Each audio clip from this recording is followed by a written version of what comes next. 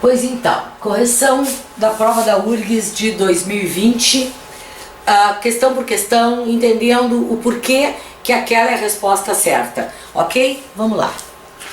A questão número 26 é uma questão de sistemas materiais que envolve também um pouquinho de coeficiente de solubilidade que a gente vai estudar em soluções. Sal de cozinha tem solubilidade de 35,6 gramas em 100 ml de água, em temperatura próxima a zero. Se eu peguei um copo com 200 ml de água, 3 cubos de gelo e 80 gramas de cloreto de sódio, qual o número de componentes e qual o número de fases presentes no sistema? Observe, o número de componentes é o cloreto de sódio, o H2O, que eu tenho misturado lá dentro. Só que o que vai acontecer? Quando eu coloco excesso de cloreto de sódio dentro da água, uma parte dele vai precipitar. Como em 100 ml eu sou capaz de dissolver 35,6, em 200 ml eu vou dissolver o dobro. E o dobro vai ser 71,2. O que quer dizer que se eu colocar 80 gramas, eu vou ter um corpo de chão. Então o que vai acontecer? Olha as fases. Eu vou ter uma fase líquida que vai ser formado por água e cloreto de sódio. Eu vou ter duas fases sólidas, uma sobrenadando, que é o gelo, porque ele vai boiar na água, e a outra é o cloreto de sódio que ficou insolúvel, é o nosso precipitado. Então eu vou ter um corpo de chão, eu vou ter uma fase líquida incolor e eu vou ter os cubos de gelo lá dentro. 2 componentes e 3 fases, essa é a resposta, a nossa resposta será a letra C. A questão 27 é uma questão que eu considero de química orgânica. Porque o melhor lugar para explicar isso que está acontecendo é quando a gente está estudando a química orgânica. Eu vou te explicar agora de uma maneira geral, porque envolve não só a química orgânica, a polaridade de um composto orgânico, como envolve ainda uma parte que é a parte que trata das ligações químicas. Eu tenho a seguinte descrição: ordem decrescente de pressão de vapor. O éter dimetílico tem a maior pressão de vapor, que é maior que o etanol, que é maior que a água. Observe, uma coisa que não podemos esquecer é que quanto maior a pressão de vapor, menor será a temperatura de ebulição. Portanto, o éter vai ter a menor temperatura de ebulição dos três. Para te dar uma ideia, o éter dimetílico tem uma temperatura de ebulição da ordem de 10 graus Celsius. O etanol 78 e a água 100. Então, por isso que ela é muito maior. Observe, ele quer que eu compare as volatilidades, o éter é o mais volátil e a água é o menos. Ele quer que eu compare, qual é o critério de comparação que nós vamos usar? Então, nós vamos analisar as fórmulas destas substâncias para poder discutir isso. E no próximo slide isso vai aparecer bem evidente. Observe, o éter dimetílico, CH3OCH3, tem massa molar 46 e é uma molécula muito pouco polar. Aquele oxigênio que está ali, ele é um oxigênio que está camuflado entre carbonos. Os carbonos têm geometria tetraédrica ao redor dele e o átomo de carbono é um átomo maior que o átomo de oxigênio. Portanto, o O está tão escondido que ele não interage como um polo negativo muito violento, que é o que ele faz no álcool e é o que ele faz na água. Então observe, o éter é muito pouco polar, o etanol é só polar e a água é a substância mais polar que existe no nosso planeta. Por causa disso, ela vai apresentar a maior temperatura de ebulição e, portanto, a menor pressão de vapor. Menor pressão de vapor significa que ela evapora menos e por isso ela tem baixa pressão de vapor. A frase número 1 diz assim: deve-se a maior massa molar das substâncias menos voláteis. Está errado. O fator decisivo na comparação não é a massa, é a polaridade. Por quê? Porque o etanol e o éter têm a mesma massa molar. Então a massa molar não é critério. Na frase 2 diz: deve-se a presença das ligações de hidrogênio em maior proporção na água do que no etanol e ausentes no éter dimetílico. Verdadeiro. A água só faz ligação de hidrogênio, mas o etanol tem uma parte da sua molécula que faz Van der Waals. A parte que é carbono e hidrogênio atrai com a vizinha por uma força mais fraca que a força de Van der Waals. A hidroxila é que vai fazer a ligação de hidrogênio.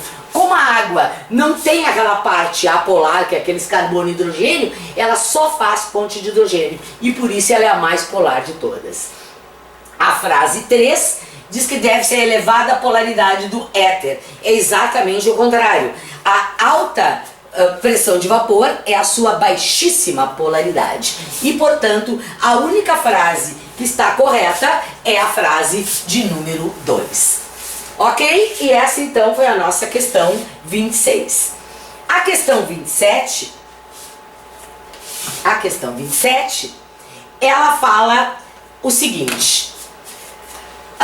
Nós vamos pegar... Ué? O que eu tô... Passei direto para 28. A 27 já fizemos. 28. Tá, agora eu me localizei. Questão 28.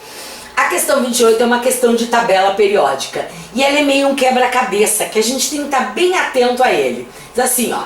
X tem 3 elétrons na última camada. Ele está me dizendo, X é do grupo 13.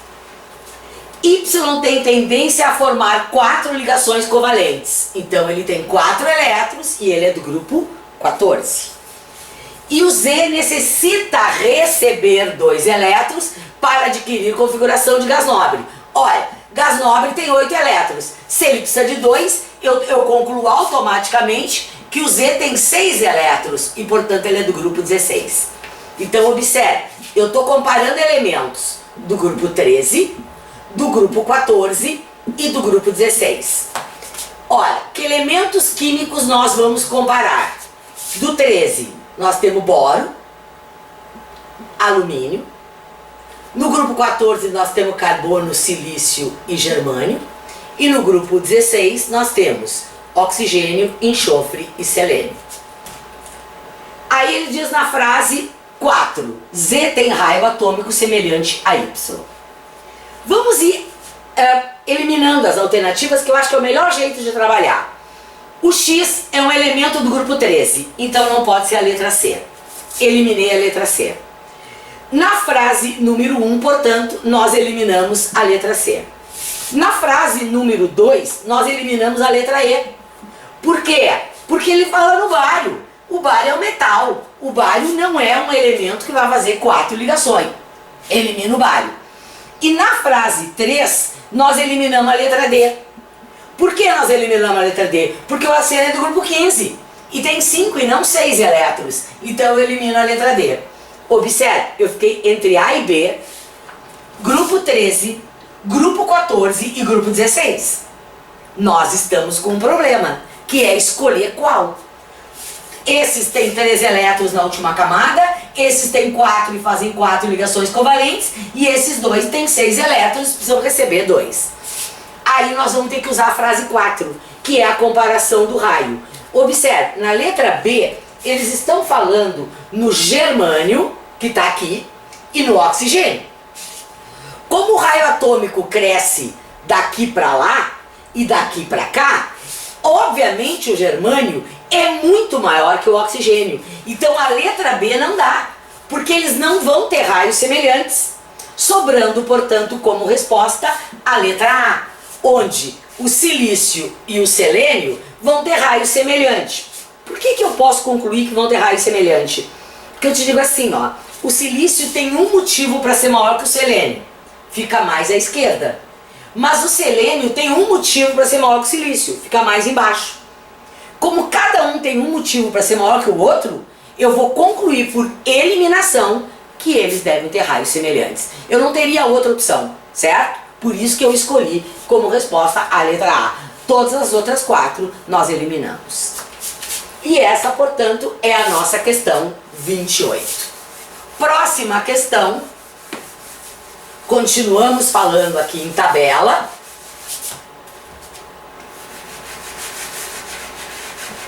Não há quem apague isso aqui, olha só, ficou, as marcas aqui ficaram. Meu apagador eu acho que está ineficiente. Tem que arrumar um papelzinho depois para apagar. Próxima questão, nós vamos falar agora então na questão 29, que fala sobre o elemento químico nióbio. Eu fui procurar quem são os isótopos do nióbio e achei que todos os átomos de nióbio encontrados no nosso planeta têm massa 93. Então olha aqui, ó, o nióbio é um átomo que é 93 e 41. Existem traços do nióbio 92. Então esse aqui, ó, é praticamente 100% dos nióbios, dos átomos de nióbio encontrados. Fazendo a questão, diz assim, vamos para a tabela periódica achar o nióbio. O que a gente acha? Que ele é um elemento que está no quadradinho do nióbio, é o quadradinho 41. Ele está no grupo 5 e no quinto período. Grupo 5 e no quinto período. Grupo 5, nós temos os metais de transição. Todos os metais de transição, com exceção dos elementos do grupo 11, tem 2 elétrons na camada de valência. Portanto, o nióbio, sem precisar fazer nenhuma distribuição, é um elemento químico que tem 2 elétrons na camada de valência. Localizado no grupo 10 e no quarto período, absolutamente errado. Apresenta em um de seus isótopos 41 prótons e 52 nêutrons, que é aquele ali, ó. O número de nêutrons vai ser 93 menos 41, que vai dar 52. Portanto, essa frase 2 está correta. E a frase 3, que ele pode ser classificado como um lantanídeo. Os lantanídeos são aqueles átomos que estão naquela primeira linha embaixo na tabela, onde o primeiro elemento é o lantânio. Eles são chamados de transição interna ou lantanídeos, que fazem parte das terras raras. Portanto, o nióbio não é um lantanídeo e por isso apenas a 2 está certa e a resposta será a letra B. Ok? Essa então é a nossa questão 29. Questão 30. Vocês podem observar que eu estou com todas as questões feitas aqui na minha mão, porque eu preciso antes elaborar as questões para depois poder explicar sem gaguejar, ok? Eu já li a questão, eu já pensei sobre ela e agora eu estou te apresentando. Questão 30, e eu perco o controle sempre, como vocês podem observar. Questão 30. Essa questão é uma questão irritante. Ela já caiu em vários lugares. O que ela envolve? Semelhante dissolve semelhante. É uma piadinha onde o urso polar vai dissolver na água. É claro que ele não vai dissolver na água, mas é uma piadinha. Eu não gosto de piadinha cuja ciência vá contra a ciência. Mas essa aí quer que vocês pensem assim. Semelhante dissolve semelhante. A água é a substância mais polar que existe no nosso planeta. Portanto, a resposta aqui é a letra B. Por quê? Porque se algo dissolver na água, é porque ele será tão polar ou quase tão polar quanto ela. Tão polar quanto a água não existe, né, gente? A coisa mais polar que existe é a água. Mas ele será polar para dissolver no polar.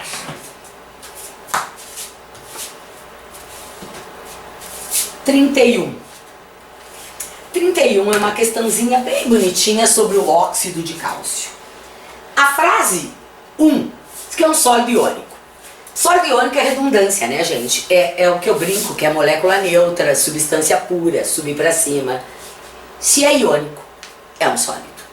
Todas as substâncias iônicas, todas são sólidas, não há exceção. Ora, por que eu sei que ele é iônico? Porque ele é formado por um metal e por um não metal. E as substâncias formadas por metal e não metal são substâncias iônicas. Portanto, a frase 1 está certa. A frase 2, que ele é bastante reativo frente à água. A URGS andou até perguntando se vocês sabem que a reação do óxido de cálcio com água é exotérmica. Ela é extremamente exotérmica. Chega a ferver a água. Observe, qual é a reação? O óxido de cálcio, também conhecido como cal viva ou cal virgem, ao reagir com a água, irá formar o hidróxido de cálcio, que é a cal hidratada ou cal apagada. Vamos escrever hidratada. Olha o que eu gosto de mostrar que envolve o nome. Esta substância chama-se óxido de cálcio. água tem um prefixo que é hidro. Tudo que envolve a água a gente diz hidro.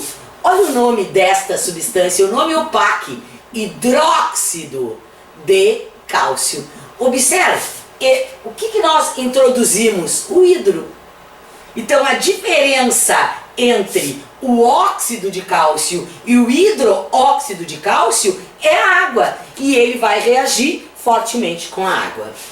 Esse de possuir características metálicas, é claro que não é iônico ou é metálico, certo? As substâncias podem ser ou covalentes, ou iônicas, ou metálicas. Então, se a frase 1 está correta, a frase 3 não pode estar. Feito isso, temos então que a 1 e a 2 estão certas e que a resposta para essa questão será a letra D.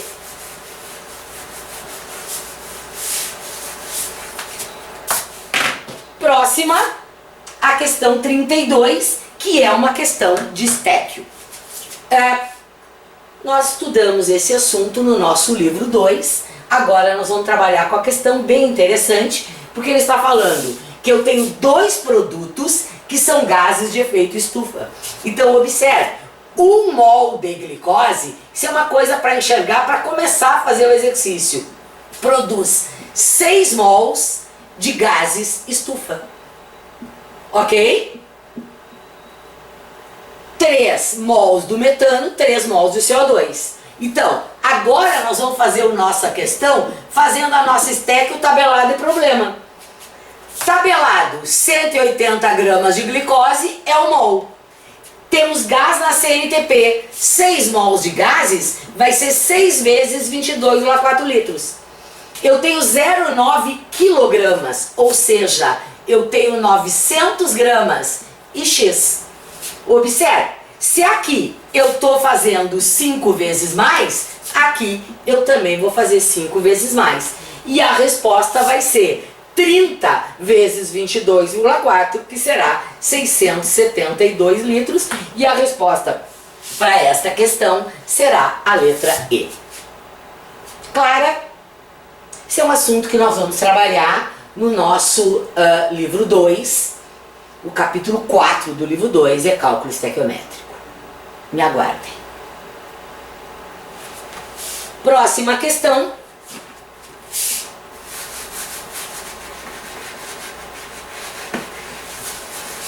Eu estou desconfiando que alguém andou limpando esse meu quadro de um jeito que remove a película. Seguindo, nós temos agora uma questãozinha de fórmula. Esse é o segundo capítulo do nosso livro 2.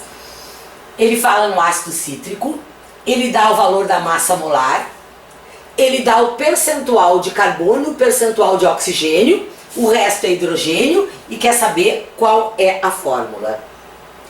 Bem simples de trabalhar. Olha aqui, ó. 192 gramas é 100%.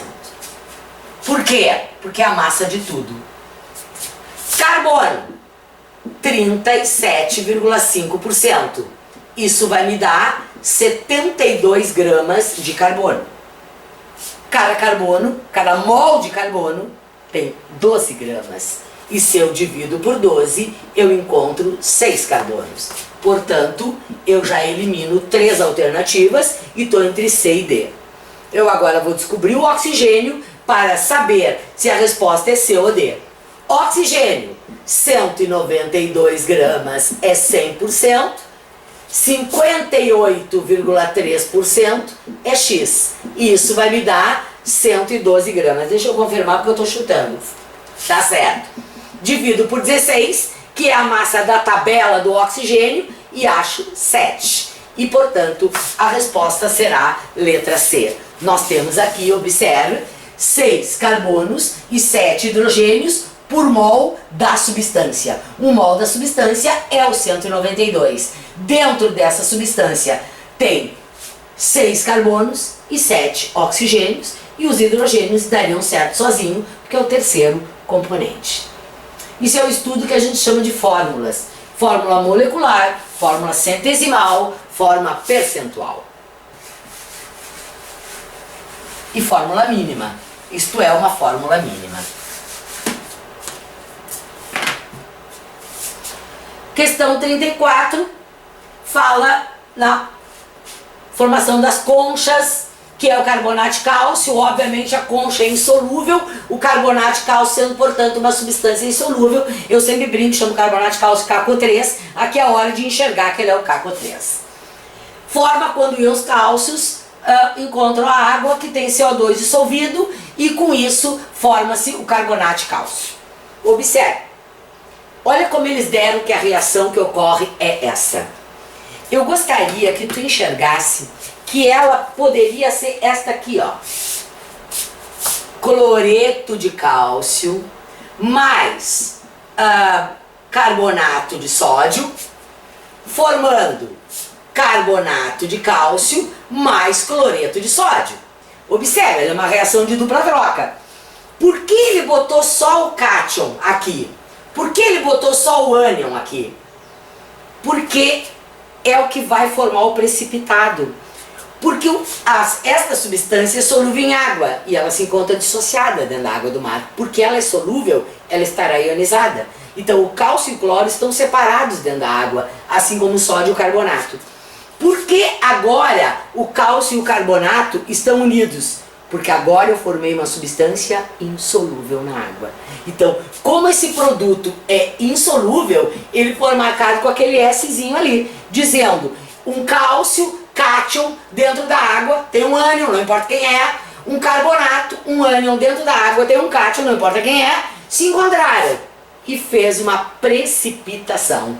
Por isso que a reação não é uma reação ácido-base, é uma reação entre dois sais, uma dupla troca, e a causa da ocorrência da reação é a formação do precipitado.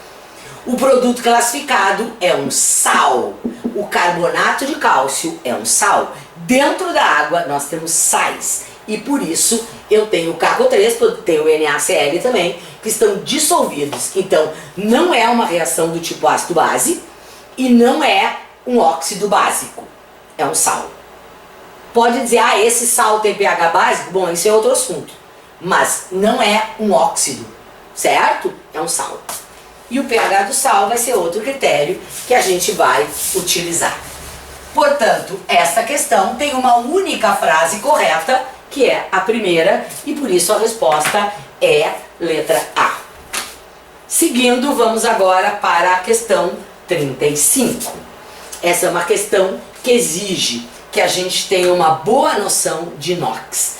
Ela disfarça que a gente tem que saber NOx, mas a gente tem que ter uma boa noção de NOx. Então assim, ó, A e B são cátions.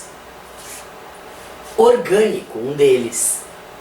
O A é orgânico, então não pode ser o cálcio e não pode ser o césio.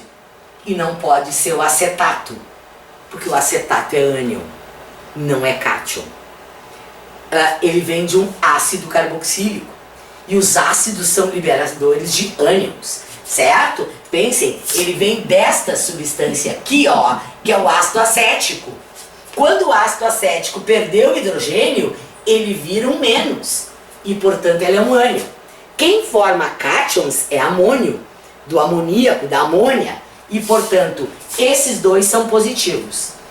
Por que a resposta não pode ser a letra C? Por causa dos NOx. Observe, ele me diz que o metal é bivalente. Então aqui, ó, CH3, NH3, vai ser mais 1. Pb vai ser mais 2. E o iodo é menos 1, ele é do grupo 17. É claro que ele é menos 1. Então eu vou ter os positivos valem mais 3, o negativo vale menos 3, somo 0, tenho uma substância. Quando que a gente tem uma substância? Quando a soma de cargas positiva e negativa dá 0. E por isso essa tem que ser a resposta. Observe, o oxigênio é menos 2. Então a parte negativa vale menos 6. A parte positiva não pode valer mais 6, porque ele está me avisando que é um cátion bivalente. E, portanto, a resposta tem que ser a letra B, por uma questão de NOx. Ok? É uma questão difícil, viu? Não é uma questão fácil. é falso fácil, assim, ah, barbadinha, eu só tenho que olhar na OX. Não, ela é uma questão bem complicadinha e como várias questões dessa prova, né, gente? Não foi uma prova fácil, não foi. Ela tem algumas questões aqui trabalhosas de fazer e outras questões com pega, assim, que a gente não sabe que caminho tomar. Próxima é uma questão falando em alotropia.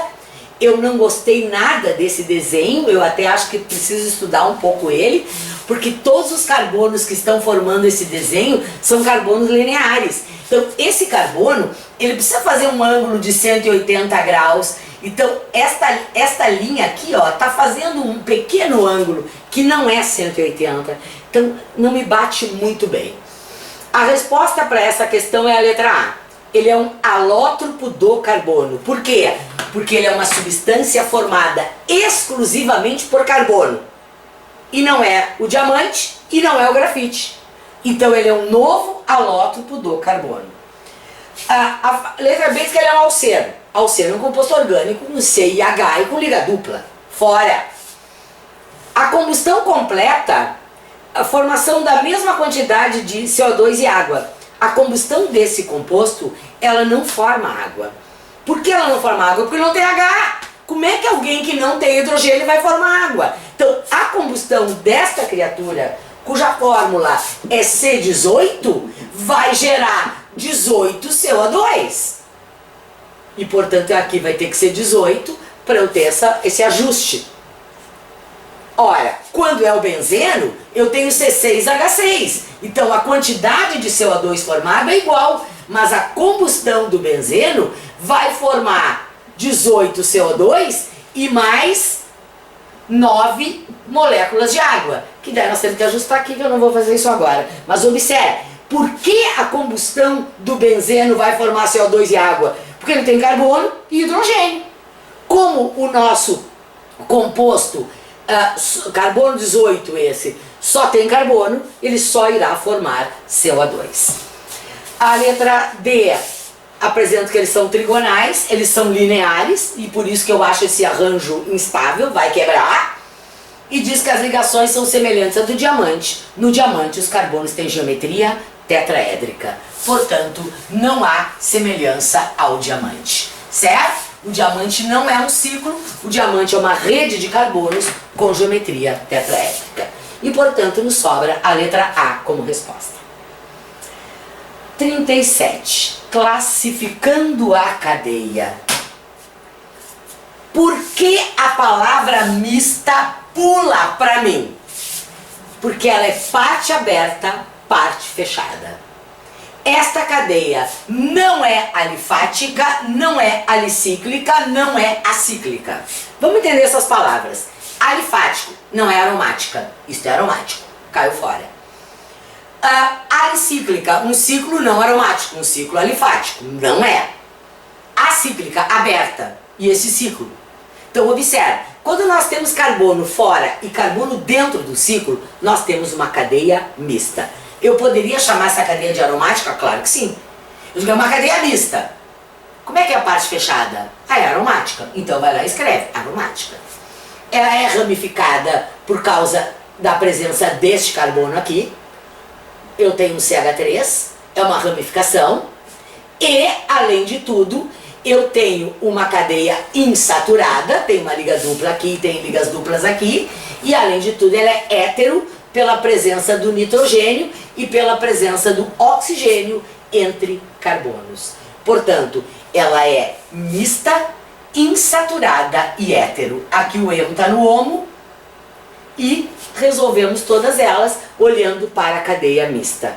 Quando uma cadeia é parte aberta, parte fechada, marca mista. Não tem como errar. Quem sempre botava esse tipo de questão era a PUC. Gostava muito de classificar cadeias mistas. Próxima questão. É uma questão de bioquímica. A prova de química nem sempre coloca, mas dessa vez nós temos uma questãozinha bem interessante de bioquímica. Observe. Glicídios, proteínas e lipídios. Melaço da cana, sacarose. A sacarose é um glicídio. Feito. Cera da abelha é um éster. Éster é lipídio. Ah, como é que eu vou saber? Tu vai decorar. Só tem um jeito. Lipídios são ésteres. Ponto. Amido é um polissacarídeo. Sacarídeo. Sacarose, polissacarídeo. Ela é um polímero da glicose. Portanto, também é um glicídio. Clara de ovo é uma proteína chamada albumina. A albumina, ela é uma proteína que tem todos os 20 aminoácidos e, portanto, ela é uma proteína muito saudável, porque ela nos dá, inclusive, os 10 aminoácidos essenciais que a gente não produz. E a banha de porco é um triéster, óleos e gorduras são triésteres e, portanto, ela é um lipídio. 1, 3, 1, 2, 3 é a letra a nossa resposta. Observe, isso aí não tem muito o que ensinar, tem muito o que estudar. É bastante decoreba. Quando é que nós vamos estudar isso? No nosso curso de extensivo, lá no última aula. Quando estiver terminando o ano, nós vamos estar estudando a bioquímica. Porque a química e a biologia se fecham, se complementam nesses momentos. Deram um composto e nós temos algumas alternativas para analisar. Vamos analisar todas elas. Na letra A, que é totalmente solúvel e meio aquoso. Não é. Por que eu sei que não é? Porque a proporção carbono e polos é muito pequena. Os polos são esses oxigênios que eu tenho aqui. Isso são polos. Observe, o total de carbono dessa molécula é 18. Olha aqui, ó. 1, 2, 3, 4, 5, 6, 7, 8, 9, 10, 11, 12, 13, 14, 15, 16, 17, 18. 18 carbonos para 3O faz com que a solubilidade em água dela seja baixo. Portanto, a letra A está errada. Na letra B diz que ela somente carbonos secundários.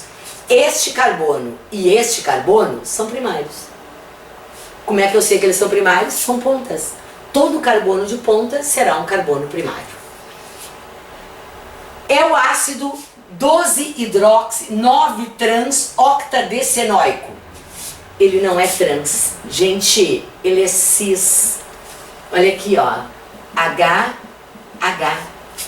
Os H's estão para cima. Os H's estão para o mesmo lado. Dobrou. Quando ele é trans, ele continuaria no zigue-zague. Ele não dobraria assim. O dobrar assim caracteriza que ele tem configuração cis. A fórmula é C13. Não. A fórmula dele é C18H32O3. Deixa eu confirmar que é H32, porque eu fiz isso. E ele diz que ele tem isomeria ótica. Sim! Porque este carbono é quiral. Ele tem um único carbono quiral, que é esse carbono que está aqui. Quem são os ligantes daquele carbono?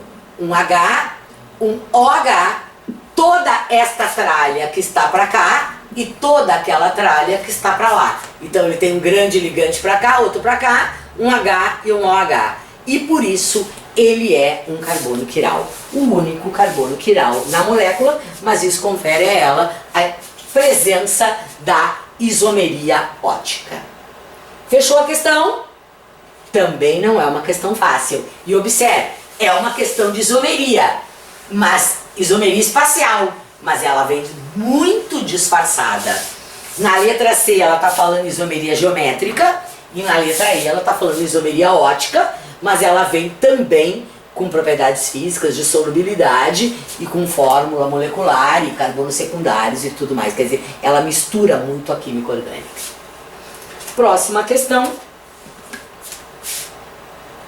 Questão 40, uma questão de reação. Essas questões de reação, elas não são fáceis, viu, gente? E essa aí não é uma questão fácil. O que eu gosto de mostrar é assim, ó. Aqui nós temos um CH3, CH2.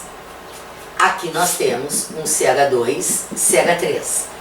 Então nós colocamos esses carbonos ali. Esta reação é uma substituição chamada alquilação. Alquila é uma ramificação metil, etil. Então, como eu coloco um etil no benzeno? Fazendo uma alquilação, uma etilação, que é uma substituição, porque aqui antes tinha um H e agora eu troquei o H por um CH2CH3. Portanto, a frase 1 está correta. É uma substituição no anel. Agora, observe o que eu fiz aqui, ó. Eu tirei um H de cada carbono. Eu desidrogenei. Eu retirei hidrogênio. Então eu não fiz uma hidrogenação, eu fiz uma desidrogenação. Eu tirei H2 e, portanto, a frase 2 está errada. E a frase 2 está certa. É da parte difícil que a gente estuda dentro da química orgânica, que é o conceito de ácidos e bases de Lewis. Para Lewis, ácido é toda espécie que apresenta carência de elétrons. E a base é o contrário, que tem sobra. Portanto, quando a gente estuda isto, a gente vê assim, ó, grupo 13, 14 e 15. Boro, carbono e nitrogênio. Número de elétrons na última camada do boro, 3. Número de ligações que ele faz, 3. Qual é o número ideal de elétrons na última camada para um átomo? 8. O boro está com 6. Eu não digo que tem um buraco, eu digo que ele é um carente. Se ele tem carência de elétrons porque ele estabiliza com 6 e o ideal é 8, ele é um ácido de Lewis. Nós vamos estender isso para todo o grupo 13. O grupo 13 é formado por ácidos de Lewis, que no caso é o alumínio. O carbono tem 4 elétrons na última camada, faz 4 ligações. Tem falta de elétrons? Não. Tem sobra? Também não. Então, ele é nem ácido, nem base de Lewis. Ele não é. Agora, olha o nitrogênio que tem 5 elétrons. Ele tem um par de elétrons não ligantes e tem 3 elétrons que vão estar se ligando. Ele tem sobra de um par e por isso ele é uma base. Então, esse é um ácido de Lewis, esse é uma base de Lewis, esse é nem ácido nem base de Lewis. Isso nós vamos estender para todos os grupos e por isso o grupo 13 é um grupo de ácidos de Lewis e o grupo 15 é um grupo de bases de Lewis. E por isso a frase 3 está correta. Observe quão difícil é essa questão. Ela é dificílima, porque envolve conceitos das reações orgânicas, que é sempre difícil, e ainda chamados conceitos modernos de ácidos e de bases. Essa questão ela tem erro. A URGS cometeu um erro que eu já vou mostrar para vocês. Por quê? Que a resposta deveria ser letra E e a URGS dá como resposta a letra D. Observe, ele quer que eu pegue o 2-metil butano e que eu troque um H por cloro. Eu posso trocar, eu tenho 5 carbonos, 5 diferentes. Só que esse e esse carbono são iguais. Este carbono e esse carbono são carbonos absolutamente iguais. Então, essa é uma posição. A outra posição vai ser essa aqui. A outra posição vai ser essa aqui. E a outra posição vai ser esta. Então, observe. Eu tenho 4 posições possíveis e a resposta vai ser 4. Só que, olha aqui. CH3, CH, CH3, CH, Cl, CH3. Eu tenho aqui esse. Troquei um H por um cloro. Esse carbono é quiral. E se esse carbono é quiral, eu tenho 2 isômeros óticos possíveis. Portanto, o total será 5. 1, 2, 3, 4, 5. E a resposta deveria ser letra E. Alguns alunos me procuraram na época e eu ajudei a montar um recurso. Eu não sei se alguém chegou a entregar o recurso, então eu não sei se houve resultado para isso. Mas eu sei que um grupo de alunos tinha marcado 5 e estava revoltado. Eu acho que muita gente marcou 5 porque não viu que esses dois eram iguais. E considerou 1, 2, 3, 4 e 5. E daí marcou 5. Mas algumas pessoas que sabem mais química que os outros e que procuram cabelo em ovo em todas as questões, viram este carbono quiral e, portanto, consideraram que a resposta era 5. O correto seria 5.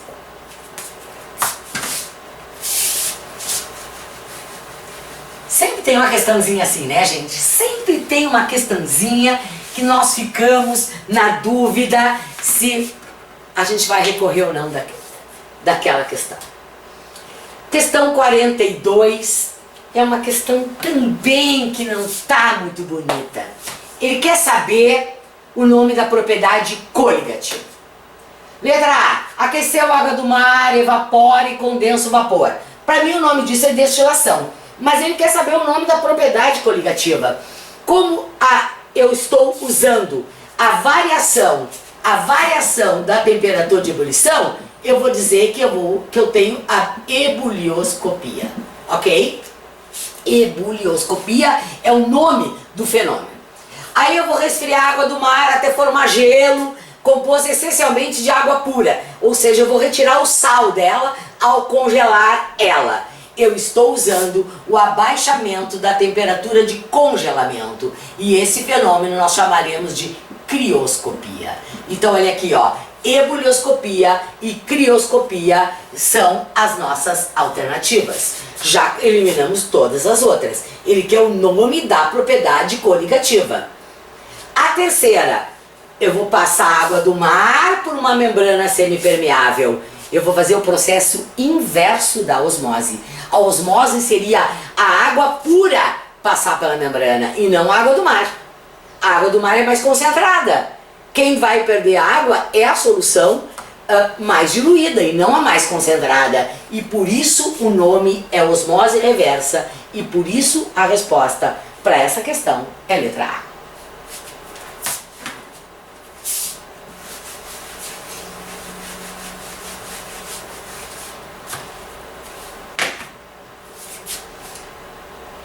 Próxima, questão 43. Aquela vai 42, foi? Eu me perdi nos números já. Essa questão é muito difícil. Por quê? Porque ela é uma questão de produto de solubilidade, mas principalmente, gente, ela é uma questão de efeito do íon comum. E as questões de efeito do íon comum são de chorar. Olha aqui, ó. O sulfato de bário é BaSO4, sólido. Solubilidade dele em água é muito baixa. Só que não está dizendo que é nenhuma. Então, ele irá estabelecer um equilíbrio com seus íons que dissolverem na água. Então, olha aqui, ó. Imagine, eu tenho um copo, eu tenho o sal dissolvido e eu tenho os íons dentro da água. Isso vai estabelecer um equilíbrio. Precipita, dissolve, precipita, dissolve, precipita, dissolve. Quando a velocidade que precipita for igual ao que dissolve, eu tenho equilíbrio químico. E esta é a frase 3. Uma reação reversível no qual a dissolução é exatamente contrabalanceada pela precipitação. O nome disso é equilíbrio. E essa frase está correta. Agora nós vamos discutir as outras duas. Ele diz assim: a adição de nitrato de bário. O nitrato de bário é BaNO3,2. O nitrato de bário é solúvel, vai liberar bário e vai liberar nitrato. Porque o nome disso é efeito do íon comum. Eu vou aumentar a quantidade de bário e vou deslocar para lá. Quando aumenta a quantidade de bário e desloca para lá, precipita mais sal.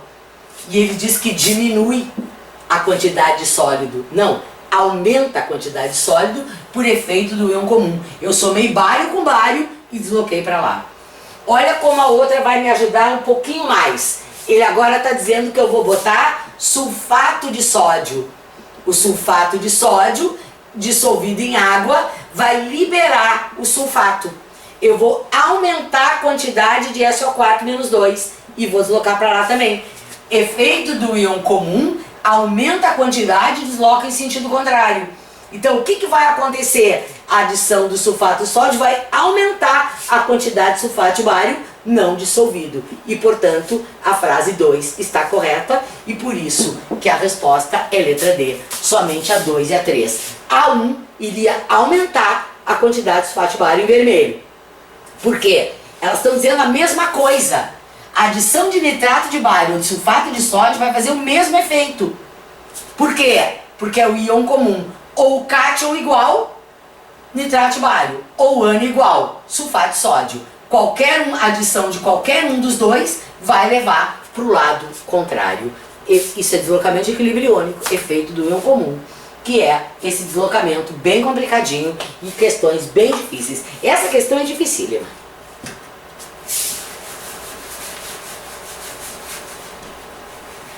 Essa parte da prova tá toda difícil, né, gente?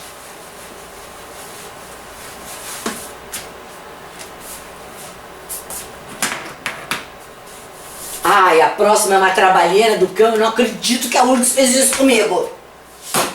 Observe. Eu vou colocar dentro de um copo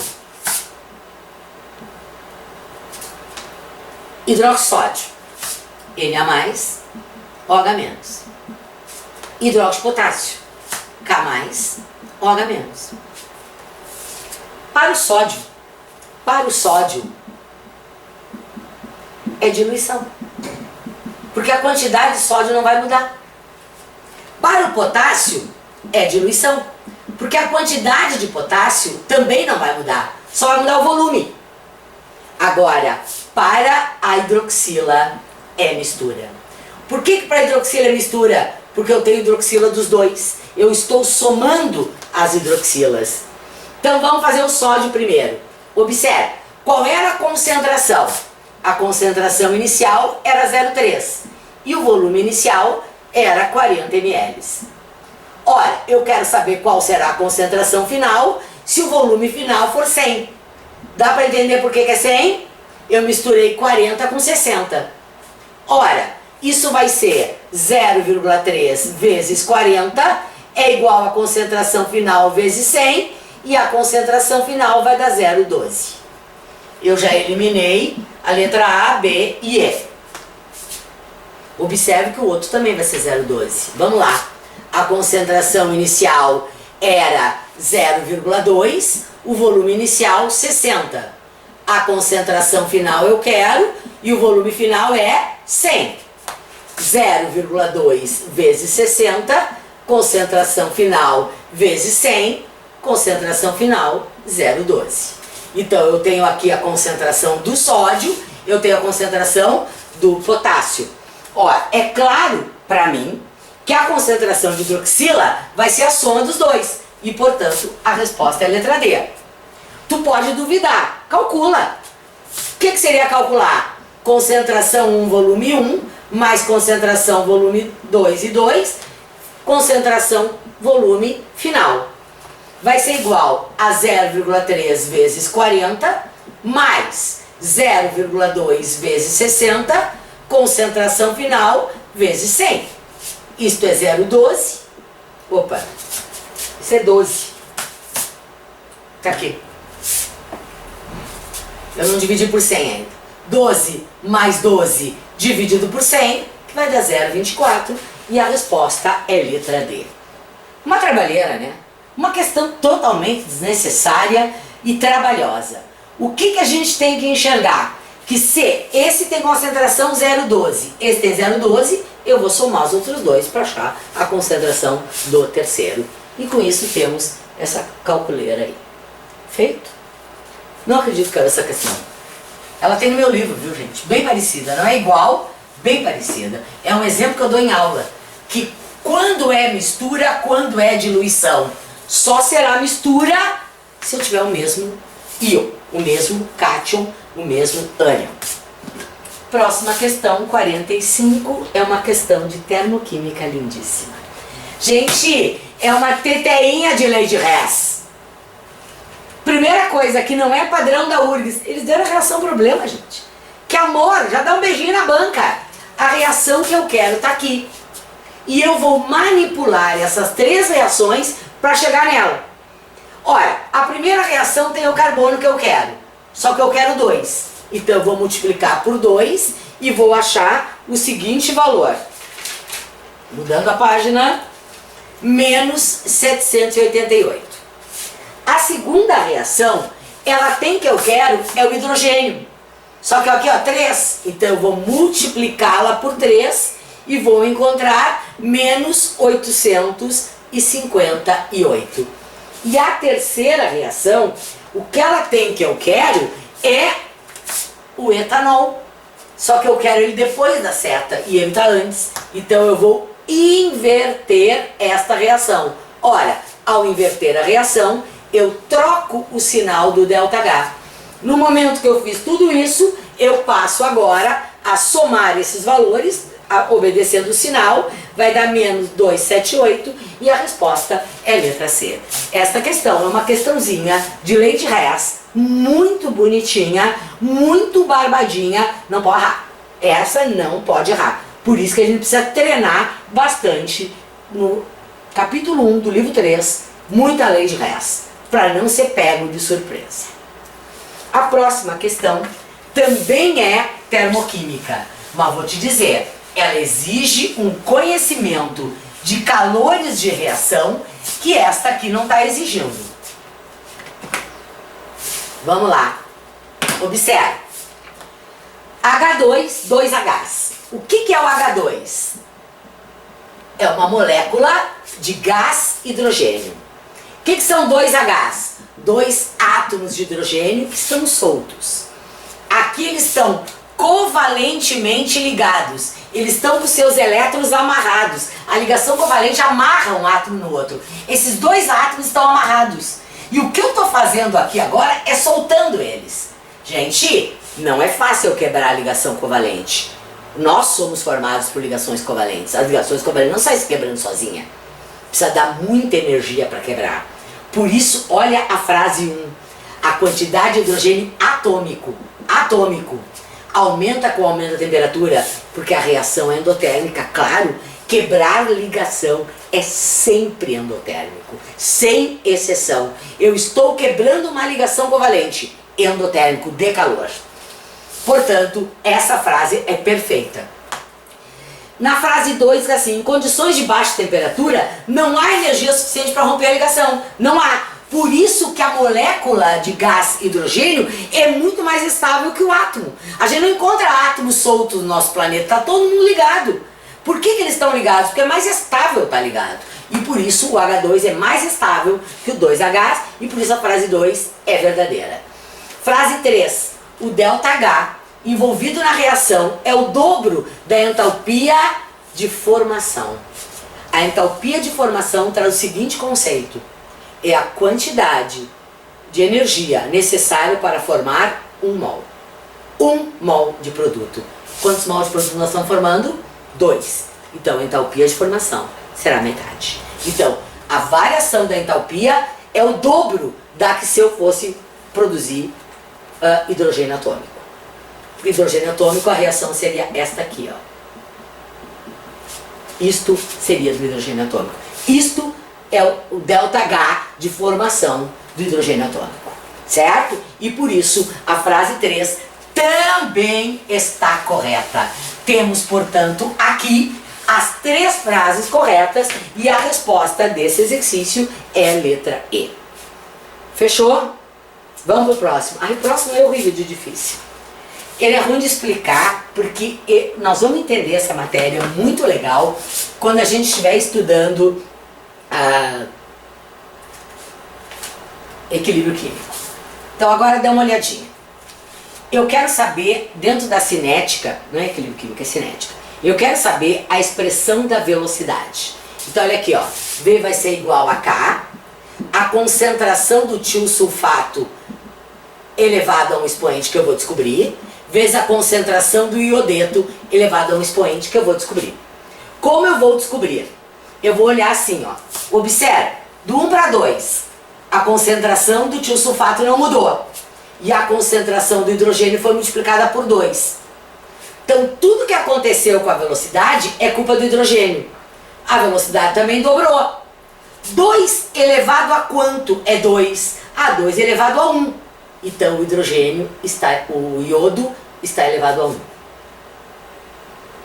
Ok?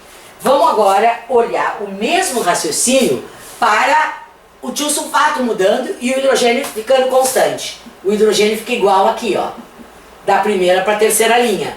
O que aconteceu com o tiosulfato? Foi multiplicado por 4. Eu vou olhar agora o que aconteceu com a velocidade. Ela foi multiplicada por 4. 4 elevado a quanto é 4? É 4 elevado a 1. Então, o expoente do tiosulfato também é 1. Conclusão. A minha fórmula é V igual a K, concentração do tiosulfato elevado a 1, vezes concentração do iodeto elevado a 1. Eu quero saber o valor desta velocidade. Eu preciso achar o valor do K. Como é que eu calculo o valor do K? Eu pego a primeira linha e substituo ali. Eu pego a primeira linha e substituo. A velocidade vale 0,512, K, o S2O8 é 0,08 e o iodeto é 0,16.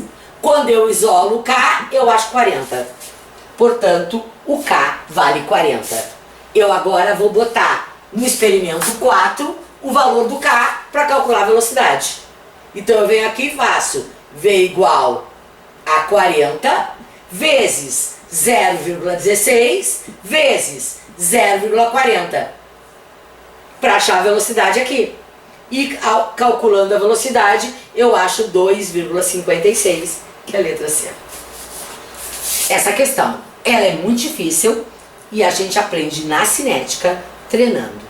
Saber como lidar com uma tabela e como analisar o quanto a concentração está afetando a velocidade. Ok? Tranquilo? Vou sair da frente. Se quiser pausar para tentar entender, fica à vontade. Mas essa então é a nossa questão 47. Indo adiante, nós vamos agora para a nossa questão 48, que é uma questão que fala em equilíbrio.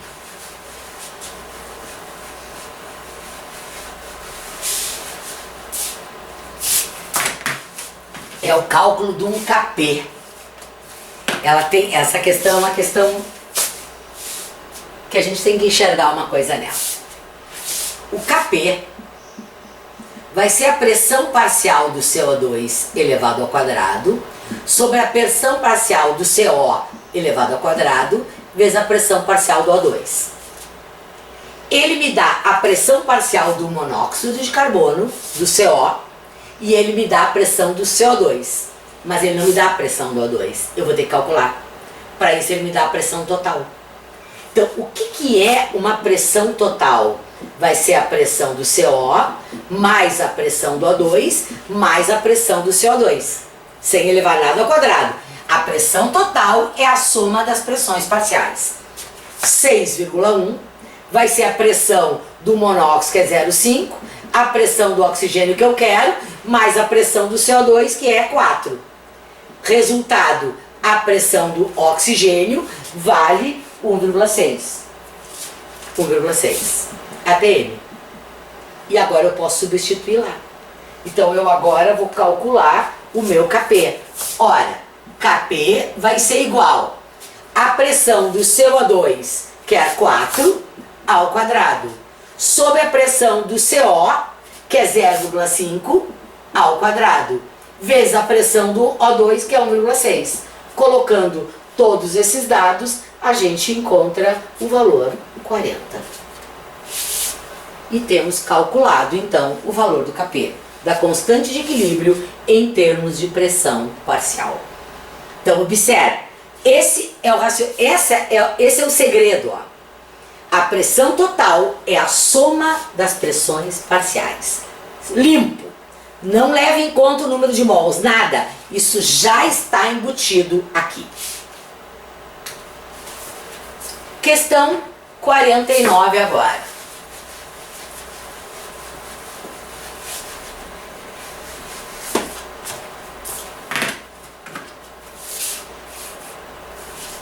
É uma questão que ele quer que a gente compare o caráter ácido e base de um sal com a sua base.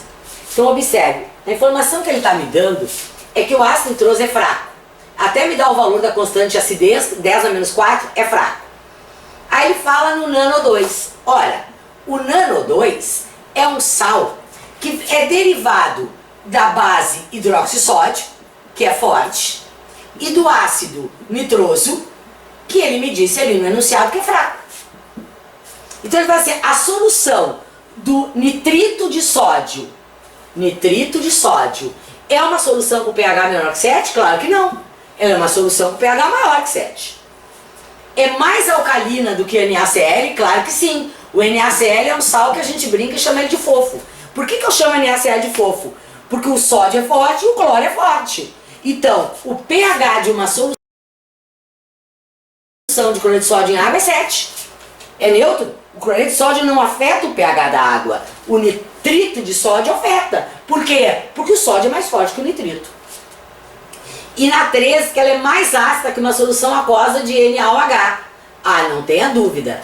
Ela é mais ácida do que uma solução aquosa de NaOH. Ela não será tão básica quanto uma base.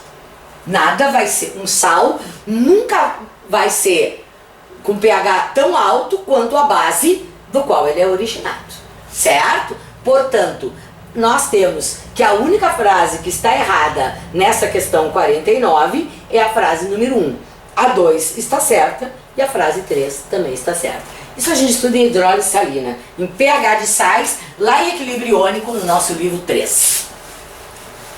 E agora a última questão, uma questãozinha de eletroquímica, que o que ela tem de difícil é que a gente precisa da equação global. O que é a equação global? É a soma das duas parciais.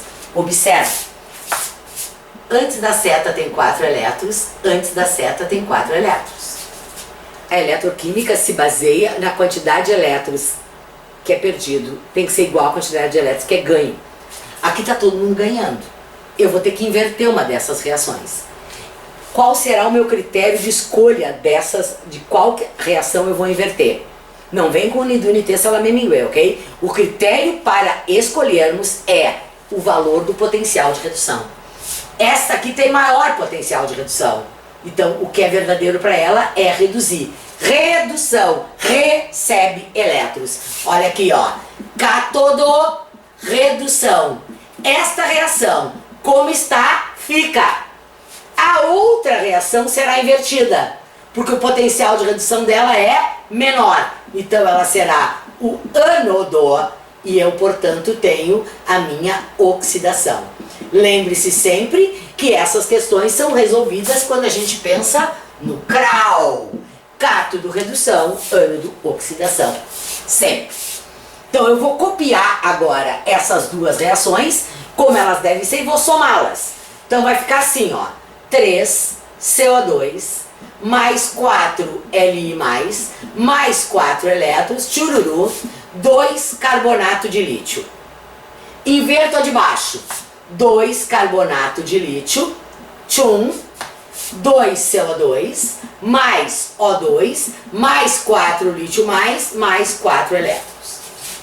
A coisa mais importante aqui de enxergar é o número de elétrons, tem que zerar. Se não zerar, tinha que multiplicar uma por outra coisa para poder zerar. O que eu vou cortar aqui? O 4 com 4, aqui com aqui, esses dois, sobrando um lá. Mas não sobrou quase nada. Isso. Sobrou que um CO2 dá... Eu esqueci o C ali, ó. Tem mais C. Um C mais um O2. Foi isso que sobrou. Essa é a reação global. E agora eu vou resolver alternativas. O cátion ou lítio é um agente oxidante. O agente oxidante é o oxigênio. O agente oxidante é o gás carbônico. Portanto, está errado. É uma autorredox. O gás carbônico é o agente oxidante e redutor. No funcionamento da bateria, o mol de CO2 é consumido gerando um mol de O2. Isso! Essa é a resposta certa. Assim, no ânodo, a formação de carbono elementar e carbonato de lítio. Isso é o cátodo? Não. D, para recarregar necessário aplicar uma força de 3,8 volts. Não. É o maior menos o menor. É 2,8 mais 3,8. É 6,6 volts é necessário. Portanto, errado. E aí diz que o oxigênio sofre redução espontânea no cátodo. O oxigênio é formado no ânodo. Portanto, a letra E está errada e a resposta certa para essa questão é a letra B. Com isso, terminamos a nossa correção da URGS 2020. Aguardem as próximas provas.